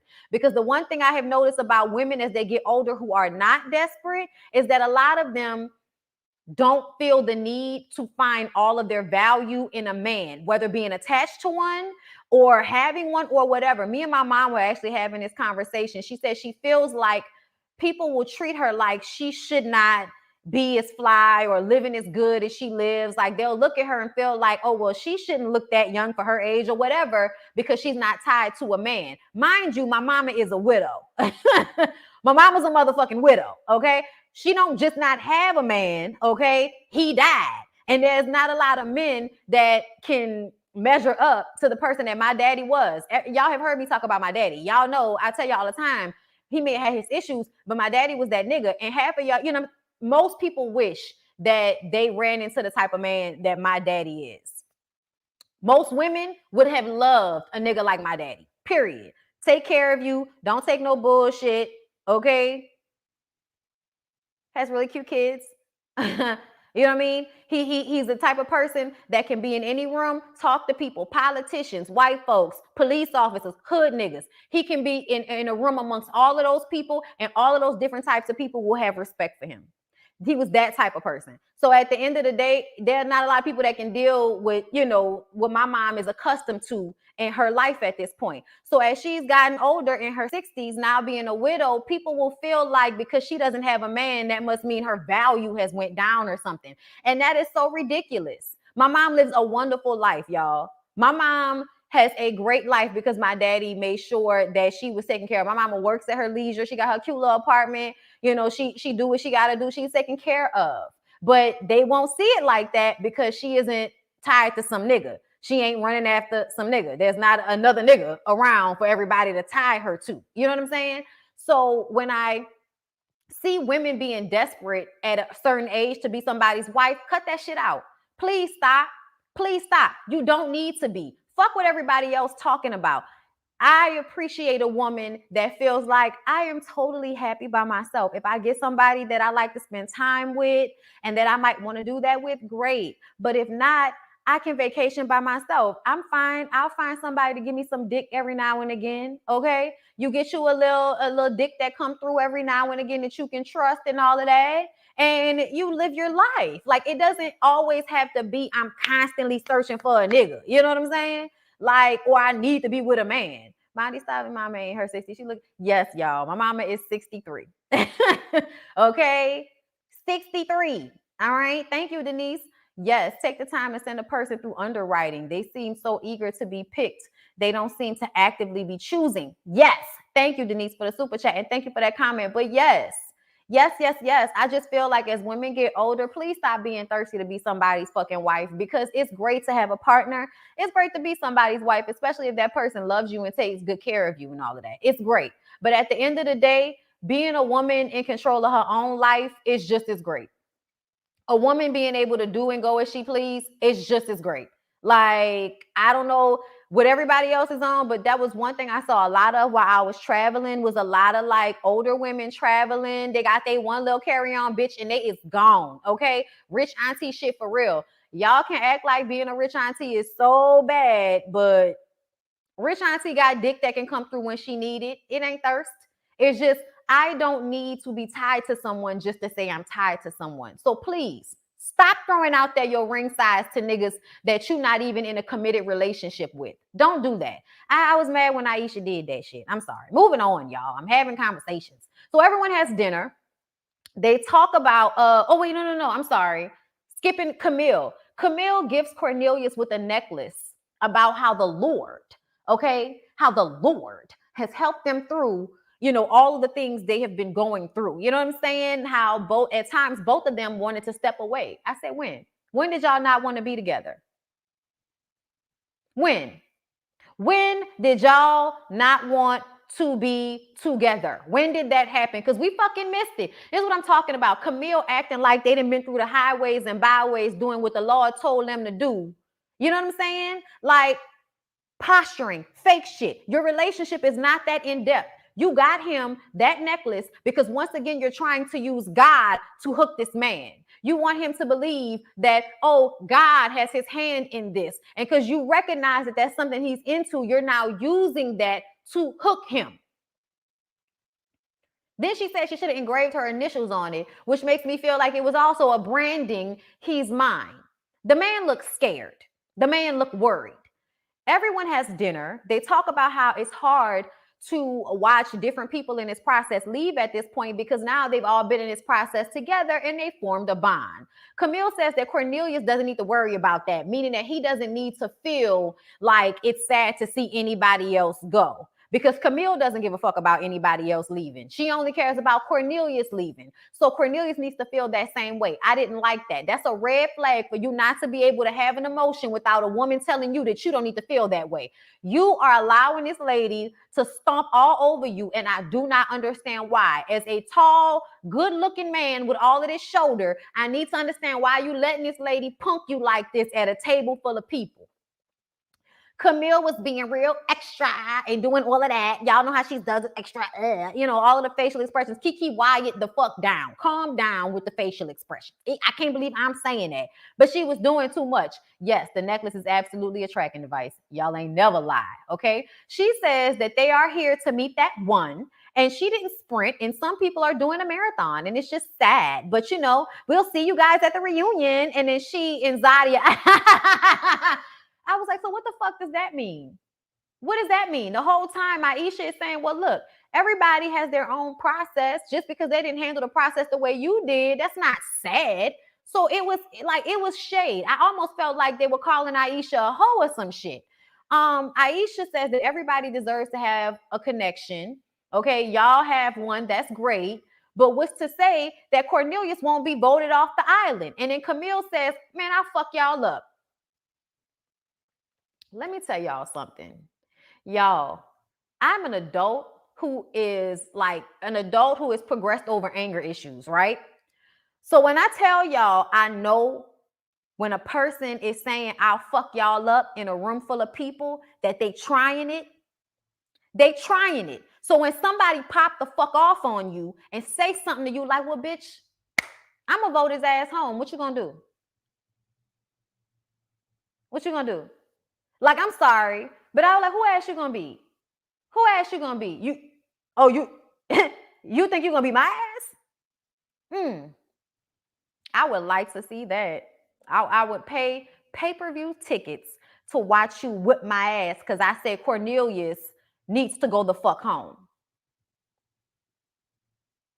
I didn't like that at all. You threatened everybody at that table because your man should go home. And at the end of the day, you and him should have went home because the only reason somebody should be staying on this show is when they have more than one connection. Y'all have had one connection the entire time. Or if y'all really like each other, it's not about the show. Take you and your man and go y'all asses home. People who really want to be together don't need to stay on this show to be together. You threatening everybody that if they don't make sure Cornelius stays, you gonna kick their ass. When I tell you, bitch, that would have been an issue for me. Everybody kept their cool at that table better than me because I would have been like, who ass you gonna kick? Who? Girl, you doing a lot. You're doing a lot. You're doing a lot. Okay? And I want for everybody to understand, just because bitches play crazy, don't mean they crazy. Oh my God, that shit made me mad. I was just like, I'm gonna fuck y'all up. Bitch, I invite you to try. Okay? Anyway, gonna say, it's ready to love, not confused as fuck. I'm like, girl, please, if your connection was real, I would actually hear what you're saying. But your connection is not real. Your connection is based off the fact that you have muscled a man who don't really want to be with you to not talk to other women in the process when he's supposed to be talking to other women. Both of y'all asses should have went home a long time ago. Zadia says that at the end of the day, you should fight for whoever you want to stay. Zadia, shut up.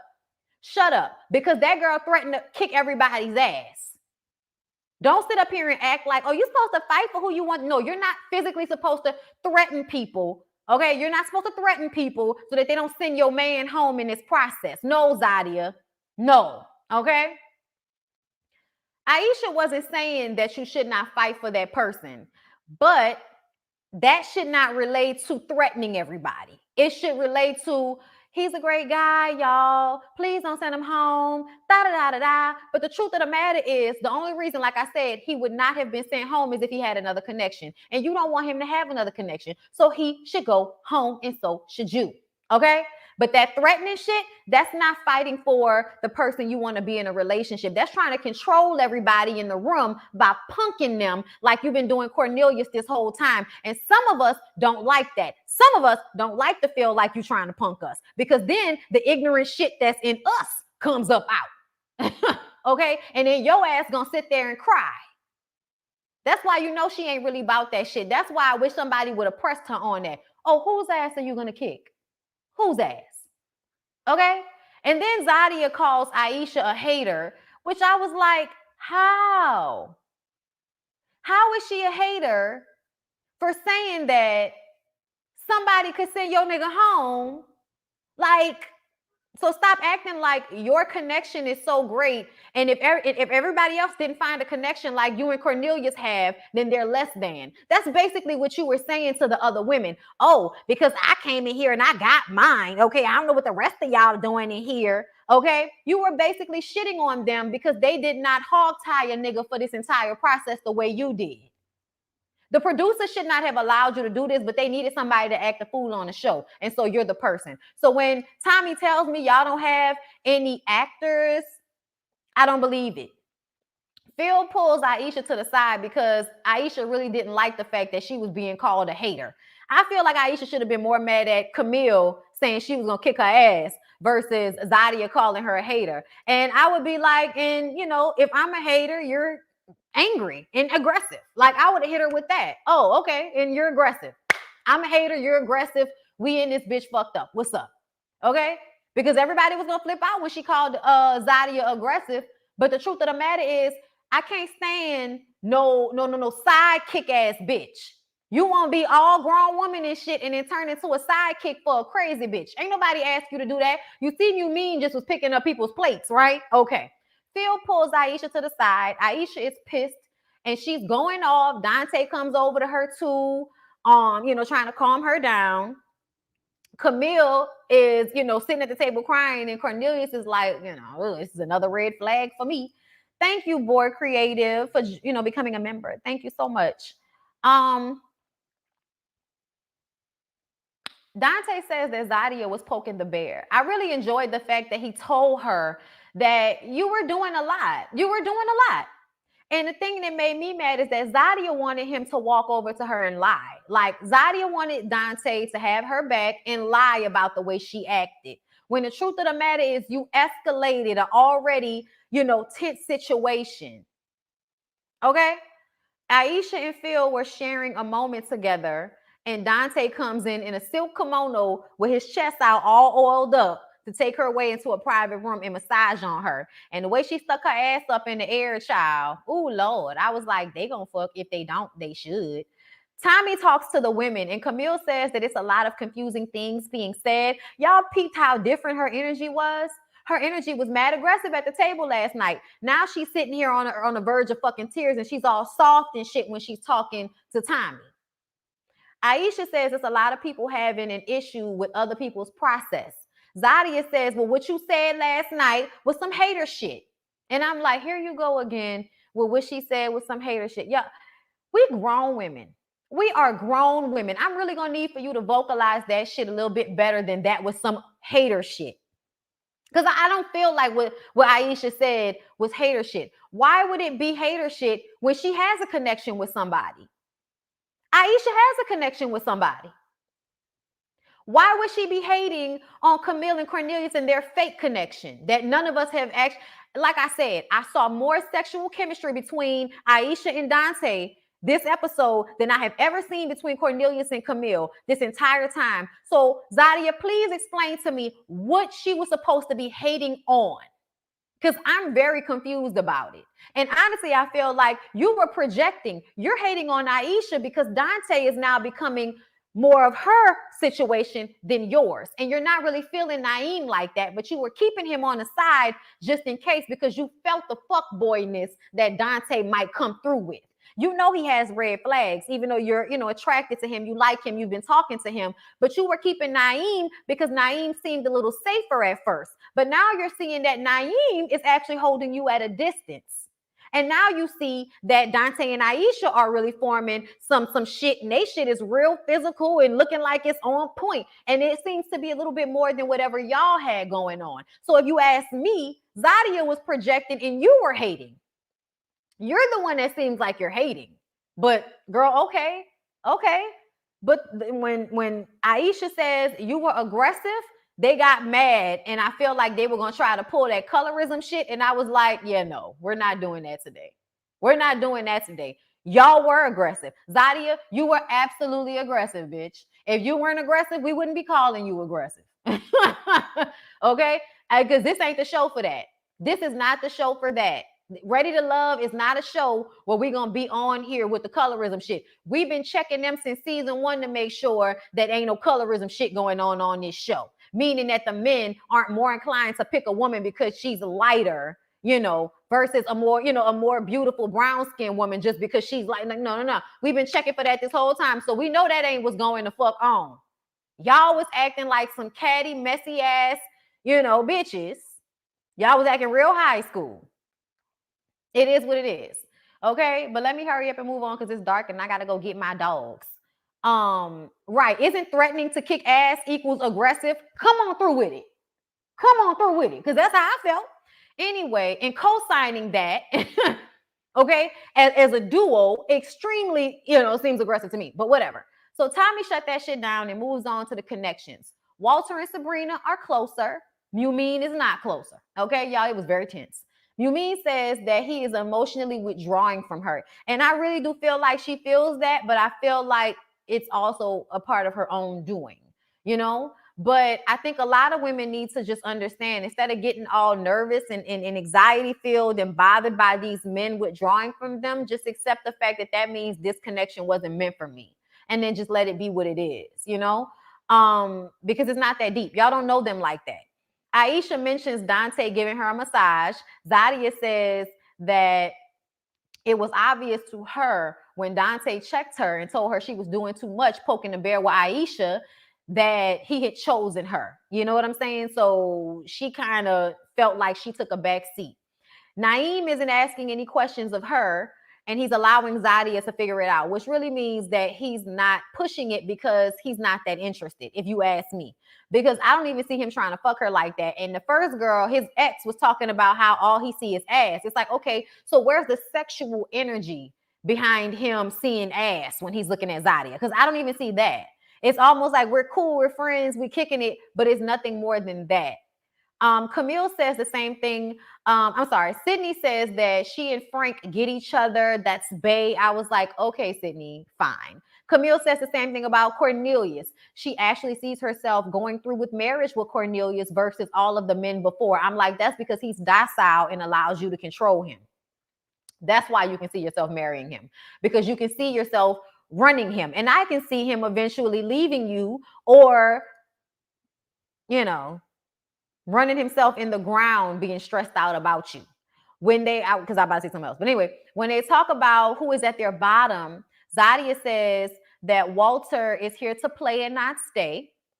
And I was like, okay. Sabrina says that Cornelius is her bottom because he hasn't, been talking to anybody else. Then Shiloh says that she feels Cornelius is a little closed off. Camille is going to be pissed if he gets sent home. Okay, she was shaking in the boots. Sydney says that Naeem hasn't tried at all with her. And when Aisha says that he's up and down, Zadia gets mad and says that Aisha attacked his character because she said he was up and down. They talked about making friends in this process. That's what Zadia said. She said, we talked about him making friends in this process. So that's what he's doing. I'm like, so up and down. So friend zone. So keeping people, at arm's length. Zadia and Camille both have to take their men, Naeem and Cornelius, on dates. And Camille is crying, which makes me feel like she's about to send him home, but I'm not too sure about that just yet. Not too sure. Now, listen, I'm going to play this like music, and then we're going to get into the Love and Marriage Huntsville, online saga and all of the shit that Ariane posted. And then I'm gonna get out of this, and then we're gonna get into the full review for just my members and my Patreons. All right. But I did not feel like Aisha was attacking anybody's character. Zadia just wanted to have a problem. Just like Camille just wanted to have a problem. Okay. But either way, y'all, I'm gonna go ahead and put on this waiting room music so I can go get my dogs because they're barking and it's dark. But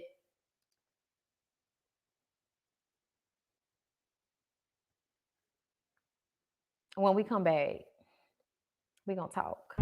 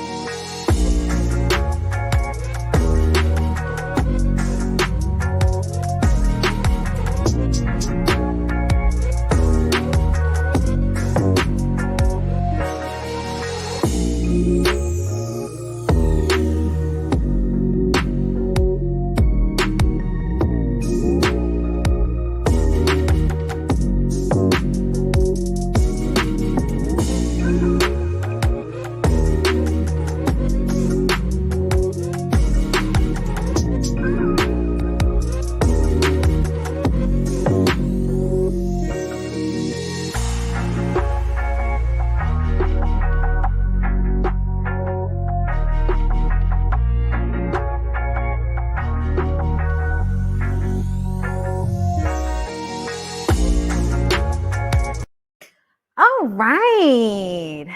Okay. So,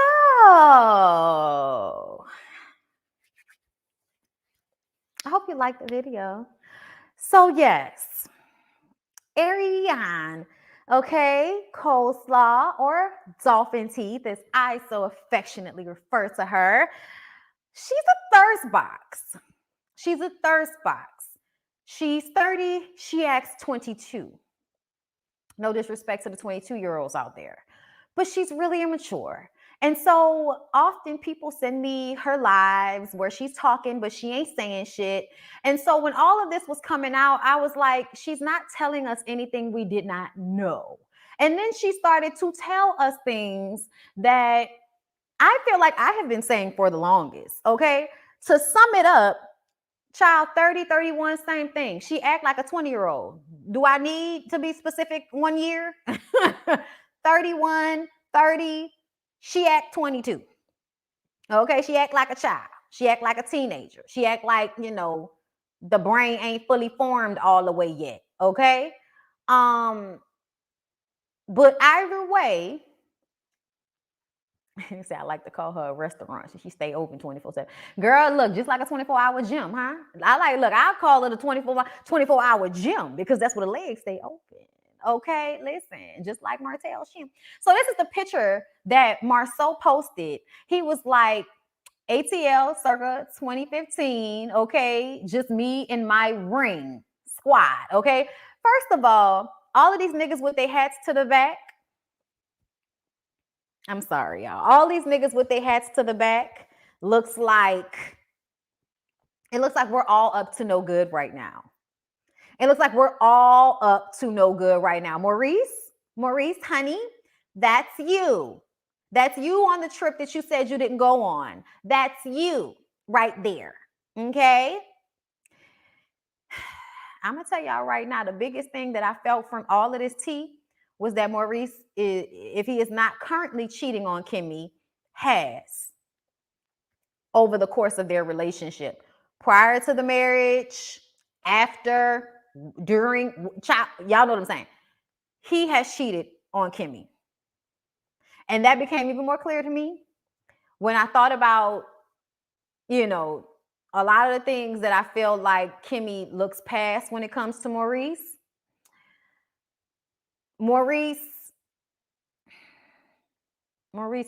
is cheated. Like there's no way that I don't believe with Dolphin Teeth and whoever the other random girl was. I believe what they said, and I'm gonna tell you why, y'all. Because Martell would not have felt comfortable bringing Ariane on this trip if he had not already been privy to Maurice, whoever this other nigga is, and Marceau's cheating. That's another Sky brother? Okay. Either way, Martell felt comfortable to bring Ariane on that trip because he had already been around for the cheating that was taking place with Maurice, Marceau, and whoever else is involved in a little clique. Okay? Now, would I have felt the way? Let me explain something to y'all.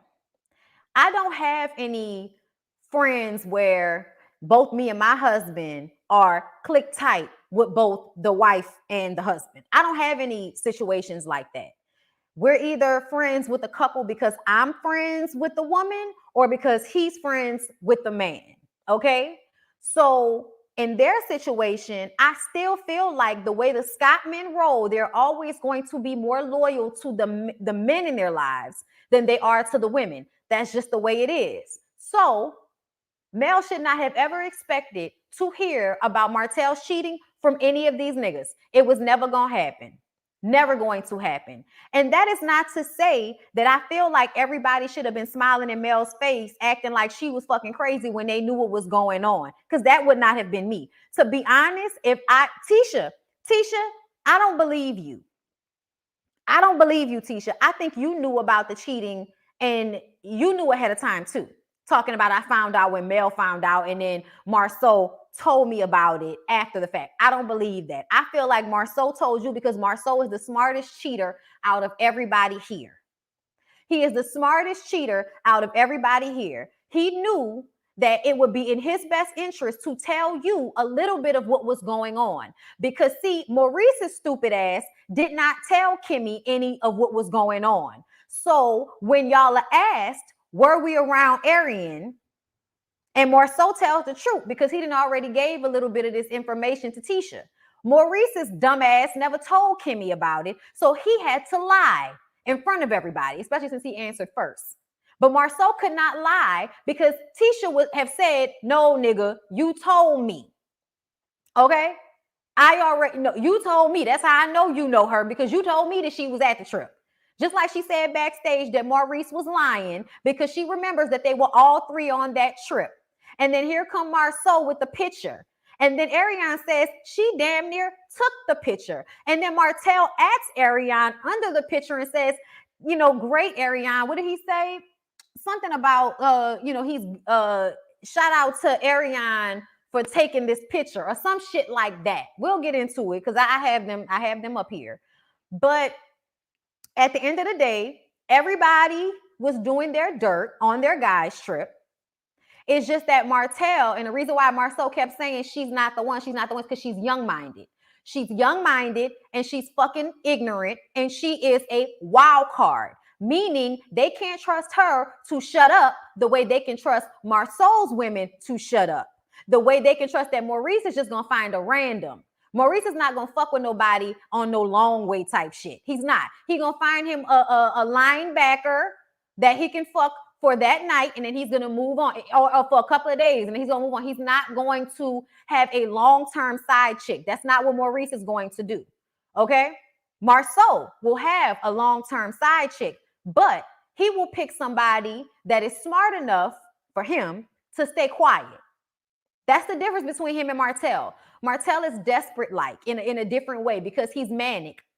Something happened to Martell. Martell needs to go to therapy and unwrap whatever happened to him in his childhood that makes him manic and thirsty like this. Okay, because that's the reason why he likes her so much, because she makes him feel smart. She makes him feel like he is smarter than the average fifth grader, when we all know that is not the damn case. Okay, not the case at all. Because if he was, he would have his builder's license. If he was, he would not be in a financial bind. If he was, he wouldn't be trying to get his life back together. Okay? He has made her feel like she is the most important thing when they're alone. But the truth of the matter is, a man will tell you anything so that he can have access to you. You have to match what he's doing to what he's saying. Okay? Thank you for the super chat, Miss Chocolate Diva. It all felt like a scheme that Todd had set up. Didn't it though? Didn't it though? All right, so hold up. Let me share my screen so we can go ahead and get into the mess of it all. Okay, which one do I want to do? Let's do this one. Okay, so this is where it started. This is the first story that she posted, I believe. I was here. I about took the picture. I didn't just show up. I was invited and couldn't believe the linebacker Maurice was sexing. I immediately went upstairs and asked Martell what Kimmy looked like because I couldn't believe my eyes. Facts. A lot of people are saying because they perceive Kiowa as a linebacker, that's probably true. And then I see Ariane saying, where is Sean? The trip when Maurice was fucking with this linebacker looking bitch. The next morning we went to Ray's on the river for brunch. They all lie so much and gotta mention me to stay relevant. Facts. It's not facts, ma'am. They do not have to mention you to stay relevant. And here's the thing, and this is what I don't like about a lot of the commentary. Everybody thinks that, oh, because Ariane is, special to Martell, that's, that's no, bitch. You could have just been the other woman. You didn't need to actually be somebody that we knew. You could have been any other bitch. Okay, you literally could have been any other bitch, and the storyline on the show would still have went the same way. You are faceless and nameless on that show. The only reason that we're talking about you is because you get online and try to spoon feed us tea so that you can profit off this situation. I'm not mad at you for profiting off this situation with your 30% off linebacker code and shit, but the idea that everybody cares so much about you and they can't stay relevant without you is a lie. It is a lie. Ma'am, you could have been any other bitch and the circumstances would have been the same. You're a side chick. You're the other bitch. You are the one that came in and had a baby with this lady's husband and called on his phone and told his wife to put him on the phone. That's all you are, honey. There's nothing about you personally that anybody is being drawn to. And everybody talking about how beautiful you are. Yes, you are beautiful. Is that not to be expected? Was he supposed to cheat on his wife with a dog face looking bitch? I'm not sure. But either way, what does that have to do with the price of tea in China? Her being pretty, y'all comparing her looks to Mel's looks is of no consequence. It's the dumbest shit I've ever heard, comparing these two women to each other. The only person that has compared them is Martell. And guess what he decided? That one of them he would marry, and the other one he would keep putting his dick and balls down her throat. Open up. So let's go ahead and get back into the comments of it all. Some shit I don't speak on. I know a lot, but when you speak on me, I speak on you. You could have said, I don't want to discuss Ariane, but you use me to stay relevant because y'all ain't got shit else to talk about. I'll spare you tonight. Marceau, you came correct a little bit, but tell your wife, watch her mouth before I hurt her feelings. Ma'am, put up or shut up. She has been threatening to spray for the longest. Give us the real tea then, bitch. So then she posted these DMs.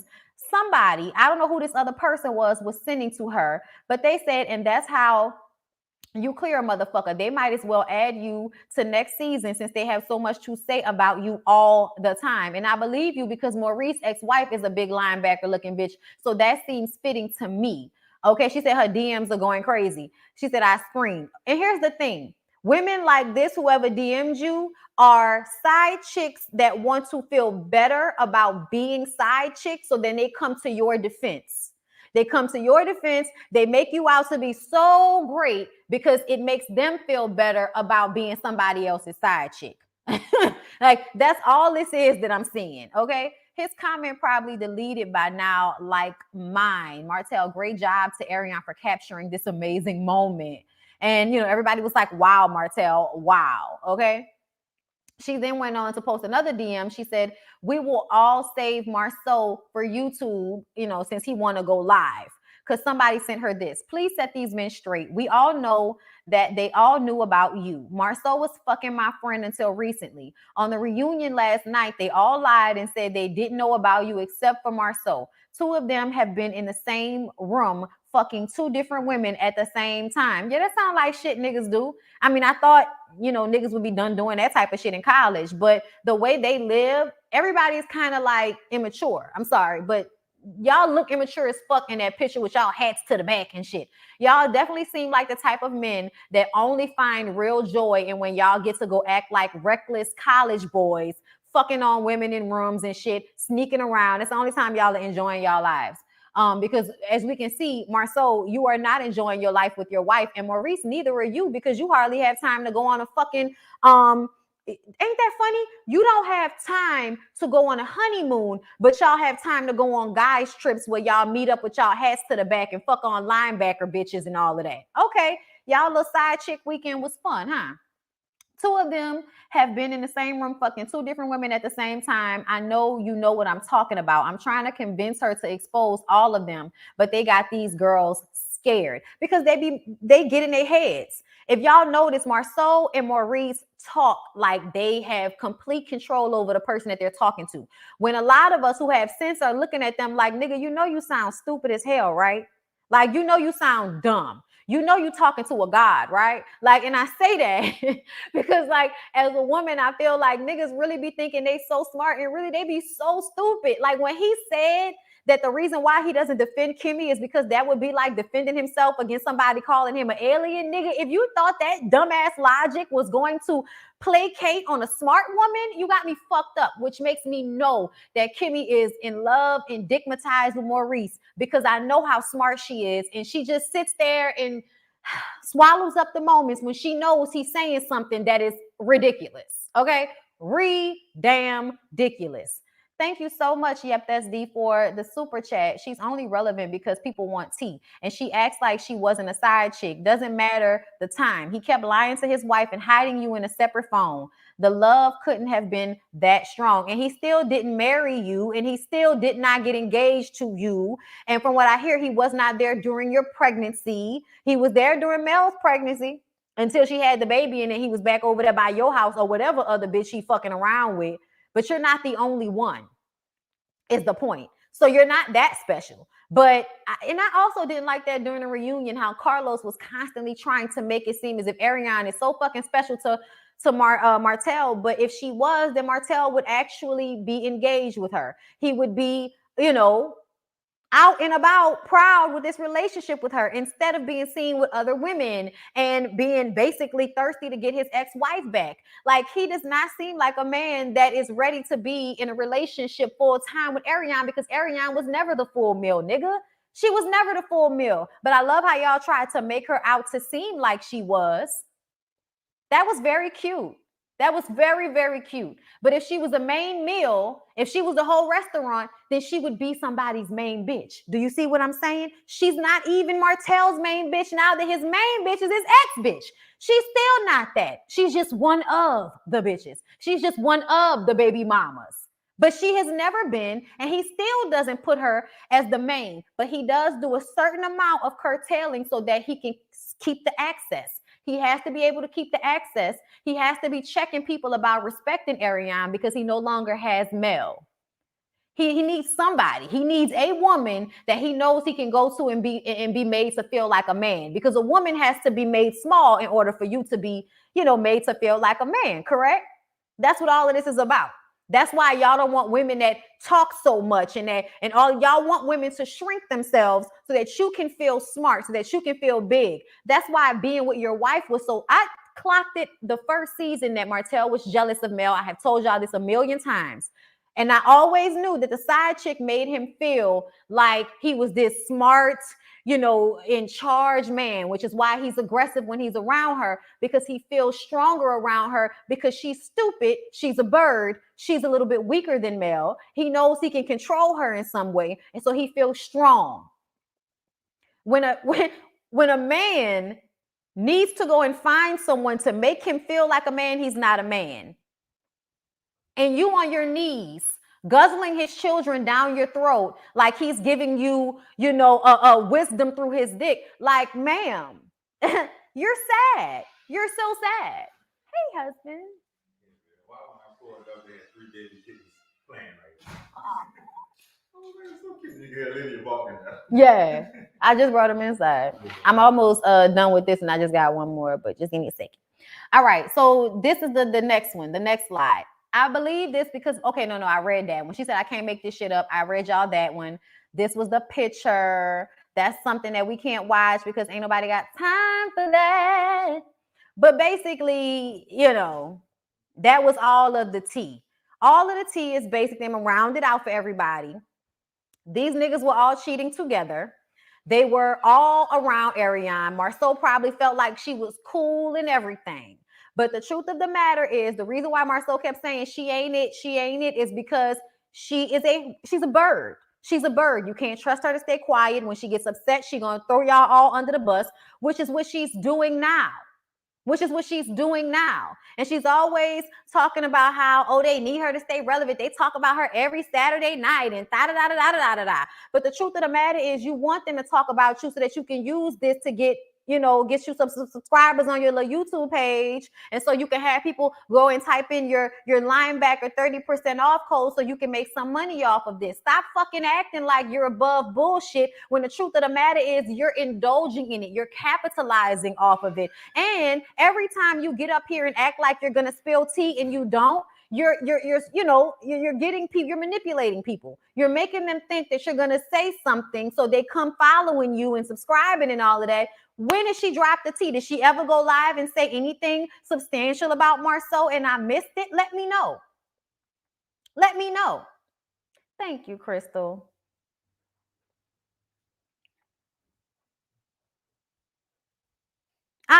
Y'all, when I tell y'all, between the original Straight No Chaser and all of the other YouTube pages that more specifically talk about Ariane and Martell and Mel and all of they mess, when I tell you I tune her the fuck out, y'all can go and follow the bitch. Let me know if she says anything. But for the past 3 seasons of this show, she has been running her mouth and saying absolutely nothing, which tells me you get mad and then Martell comes and dicks you down and now you're quiet again.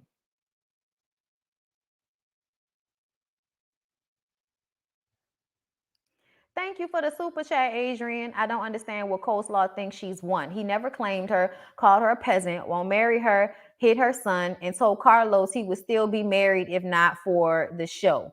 But she won.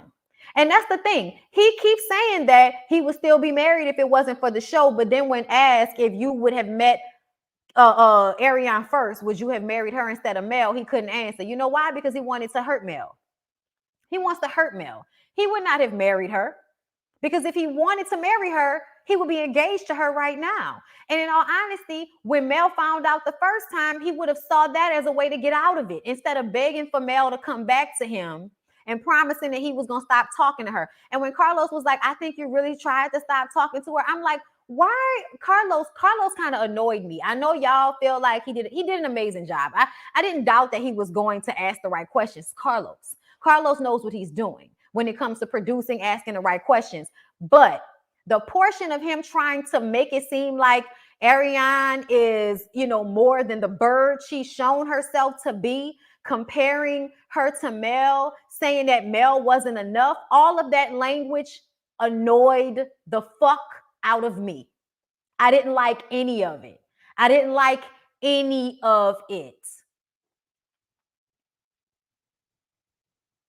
Like, it absolutely felt like he was trying to let Martell off, Like, even though he was asking him all these questions, it was like, I really feel like you tried to leave her alone. Really? When did he try to leave her alone? Before or after he got her pregnant? Before or after his back was fucked up and he was on the ground looking for the other phone so he can call her and text her? When? When can we get the timeline on when he actually tried to stop talking to her? That's a lie. He never tried to stop talking to her. He just started getting better at hiding it.